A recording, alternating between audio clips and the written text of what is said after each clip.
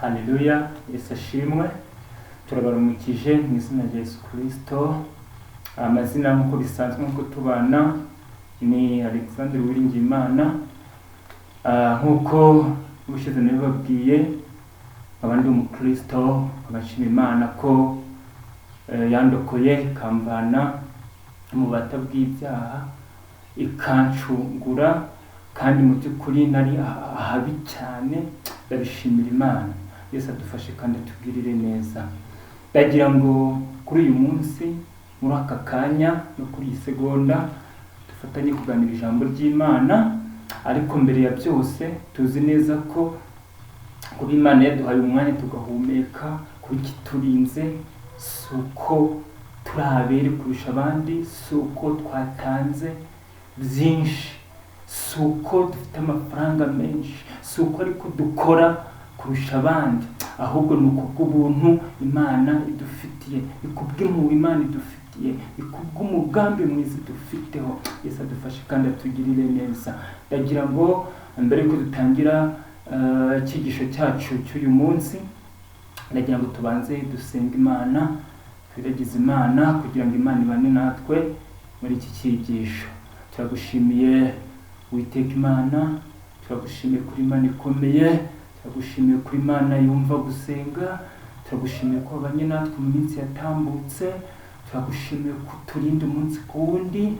Data, ku bantu gupfukamirwa n'ibyawe, muri aka kanya tuje imbere yawe, muri aka kanya tuje imbere y'ubwiza bwawe. Data mwiza Nyiringabo Imana, twebwe nk'abana b'abantu ntacyo tuvuze, ahubwo gushyirwa hejuru kwa ibihe byose. Uwiteka Imana Nyiringabo, wese muri aka kanya bene data bagiye kumva iri jambo ry'Imana, ndabasengeye kugira ngo Data ubagwirize, ubahaze mu byo bifuza byose, kandi Uwiteka Imana Nyiringabo iri jambo ry'Imana baryumve neza, ribacengere riba musigara cyicaro, ahubwo Uwiteka Imana Nyiringabo rize riza kubigisha. Data ribahindure, umve ko ari ibiryo. Uwiteka Imana Nyiringabo, ibivomesho bazanye byose, Data Nyiringabo Imana, bagende bisendereye, kuko nzi kuri Imana nyamana, kuko nzi kuri Imana itadutererana.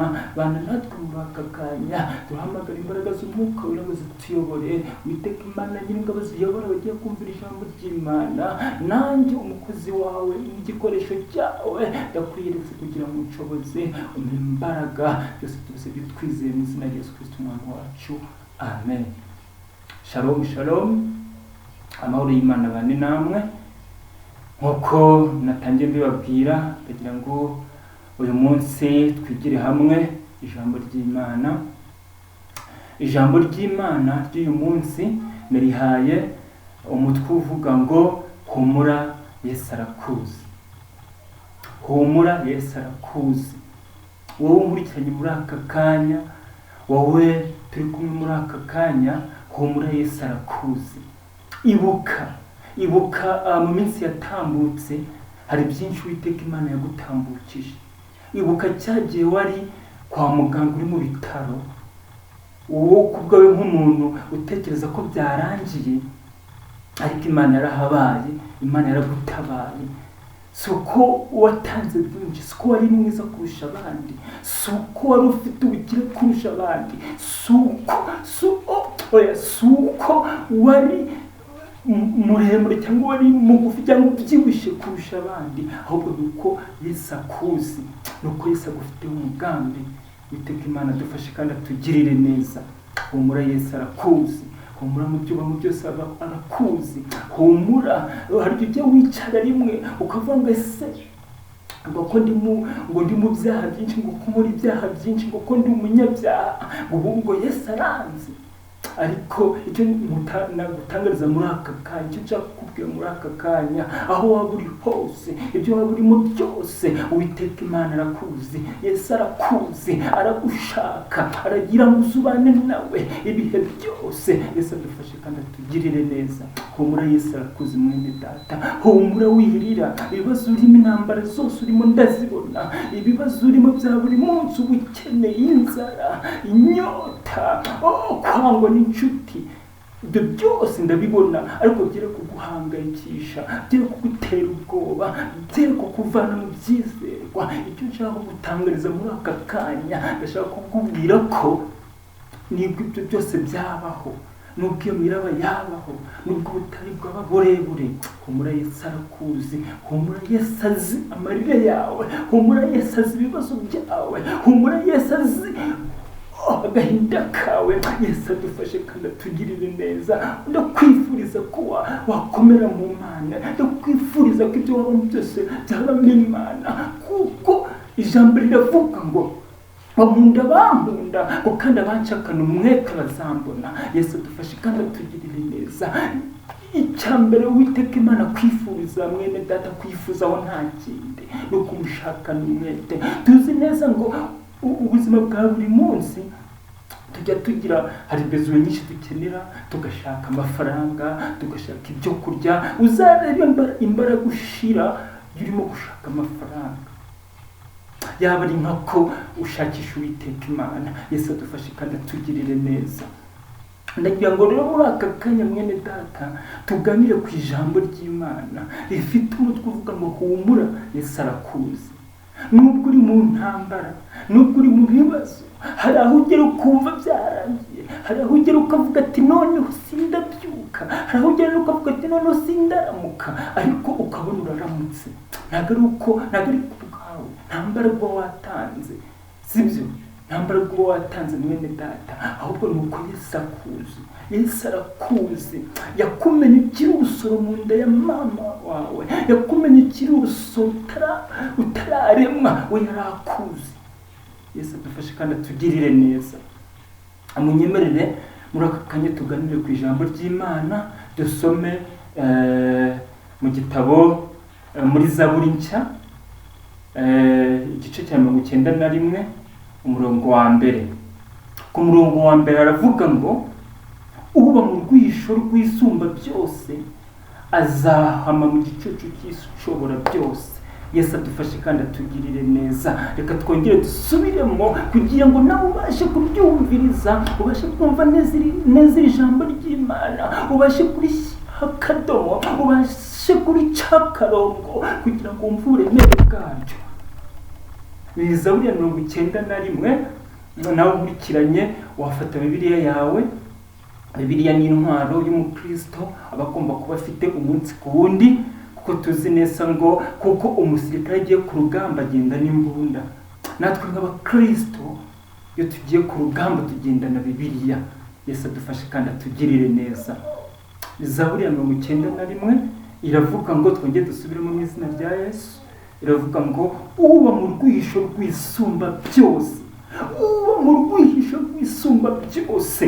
Agomba kubyumva neza, ni ukuvuga ngo uba mu rwihisho rw'Uwiteka Imana, ugenda mu gicucu cye, ujya mu mutaka we, azagira ubuzima bwiza, azahorana imbaraga, nta kizamukanga, nta kizamutera ubwoba. Niyo imiraba izaba myinshi, niyo ubutayu buzaba bwinshi, azahora mu gicucu cy'Uwiteka Imana, azahora mu gicucu cy'isumba byose. Ngo uba mu rwihisho rw'isumba byose azahama mu gicucu cy'ishobora byose. Yesu adufashe kandi atugirire neza. Mwene data, mu gihe uri mu bibazo, mu gihe uri mu ntambara zikomeye, ujye ujya mu gicucu cy'ishobora byose, ku buryo niyo wahura n'umuntu ugenda ajya abona ko umeze neza 100%. Icyo gihe nicyo bivuga kuba mu gicucu cy'ishobora byose.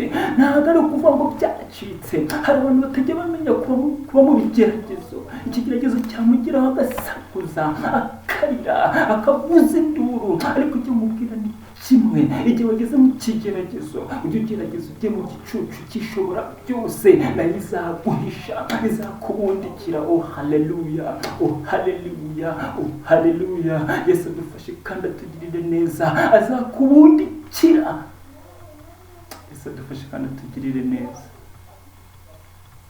Mwene data, muri aka kanya nyemerera ube mu gicucu cy'isumba byose. Nyemerera muri aka kanya ube mu rwihisho rw'isumba byose.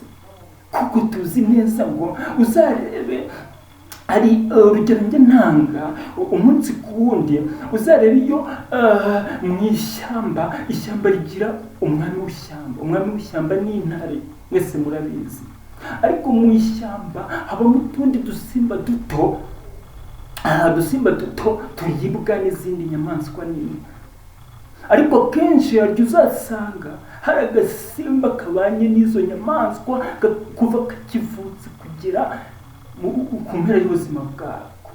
Si ukuba ko kaba kazi kwiruka kurusha utundi, ahubwo nuko kaba Uwiteka Imana yarakabundikiye akagashyira mu gicucu cy'isumba byose, akagahisha kakabundikira. Icyo gihe natwe nk'abakristo dusabwe kumera nk'uko dusimba duto, tukabasha kwihisha mu gicucu cy'isumba byose, kugira ngo imiraba n'imihengeri iri hano hanze Satani aba adutegeka duhitane. Yesu adufashe kandi atugirire neza. Ndagira ngo dukomeze tuganire ku ijambo ry'Imana, dusome no mu gitabo cy'umuhanuzi Obadiya, igice cya mbere, tuhere ku murongo wa 3. Ku murongo wa 3 haravuga ngo, dore mu yandi mahanga nakugize ishyanga rito, urahimirwa cyane, ubwibone bw'umutima wawe bwaragushutse, weho utuye mu bisate by'urutare, ukaba mu buturo bwo hejuru cyane, ukibwira ko mu mutima wawe uti ninde wamanura akangiza hasi. Yesu adufashe kandi atugirire neza. Mwibuke neza icyigisho cyacu kiravuga ngo humura, Yesu arakuzi. Niyo wagira ubwibone bungana gute, hano bavuga ngo ubwibone bwawe bwarakurenze, wumva kuri hejuru y'ibintu byose, wumva ko usumba abantu bose muri karitsiye, wumva ko uruta abantu bose, wumva ko ari wowe mukiri uriho, wumva ko ari wowe mwiza kurusha abandi bose. Ariko icyo nagutangariza muri aka kanya, ngo ubwibone bwawe bwaragushutse. Ariko icyo nshaka kukubwira, nubwo bwose uri umwibone, nubwo bwose wumva kurenza abandi bose, ndakubwira ngo ikintu cya mbere kiruta ibindi byose ni ukwihisha mu gicucu cy'ishobora byose. Muri ubwo bwibone bwawe, usibye ko ubwibone atari bwiza, wagakwiye kumenya Imana, ugahindukira